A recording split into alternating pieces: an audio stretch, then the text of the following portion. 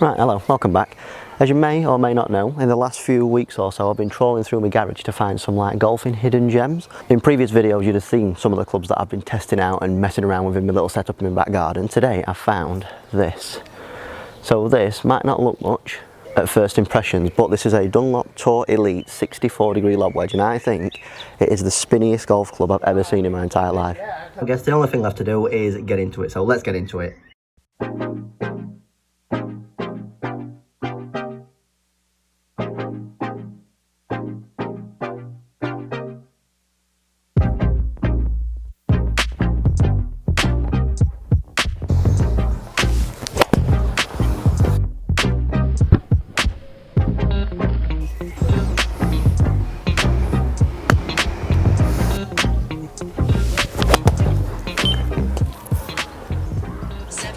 In this test we were using the Bridgestone Tour BXS golf balls.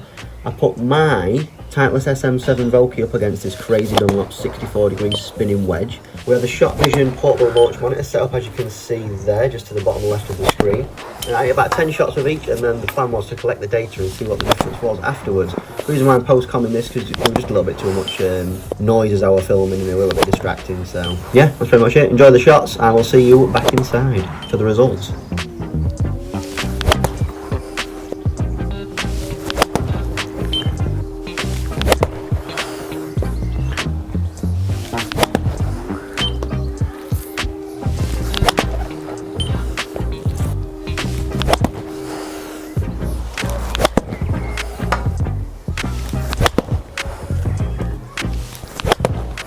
So back inside now, let's have a look at that data. So first up, let's have a look at what results we got with my SM7 60-degree lob wedge. We saw average carry of 85 yards, average spin rate of 10,000, which is really high. I am quite a high spinner though, so that's around about the number that I would expect to see. When we have a look at the 64-degree crazy spinner lob wedge, which is slightly more lofted, we see results of a little bit less spin. We see obviously reduced carry, that could be due to loft, obviously 4 more degrees in the 64 degree than the 60 degree. But yeah, surprisingly we saw a lower spinning. I think reason for this is due to the fact that there is a threshold when it comes to maximum spin. Don't quote me on this, but I think the perfect club almost, with all the necessary maximum spin factors in place, is like a 50 degree when you're hitting full shots. So I think we've gone over the threshold loft-wise to achieve maximum spin. One thing that I did notice with this wedge though, when it came to just hitting a little couple of short chip shots around the garden, the spin was ridiculous. So I think you take the spin, you take the speed out of the equation, and because of the friction that you can get off this face, you've seen I saw some absolutely crazy spin shots. I'll bring up an image on screen for you now.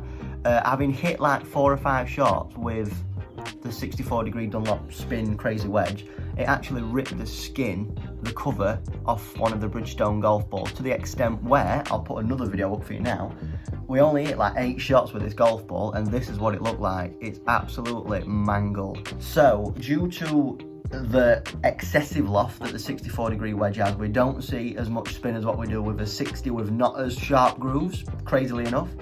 But when it comes to the shorter shots, saw way more spin, and when it comes to damaging golf balls and absolutely shredding them up, this 64-degree, I'm going to nickname it the Shredder, I think, because destroys the golf balls, that one. I can't wait until we're allowed back round the green, so I'm going to do some more testing with this crazy spinning 64-degree lob wedge. On the shorter shots, I think you'll be amazed at how much you actually see it spin and check up round the green. So, interesting test, I'm sure you'll agree. I enjoyed doing that one myself today. If you want to see me do further tests with this 64-degree crazy Dunlop shredder wedge, whatever we're going to call it, make sure you're hitting that like button below.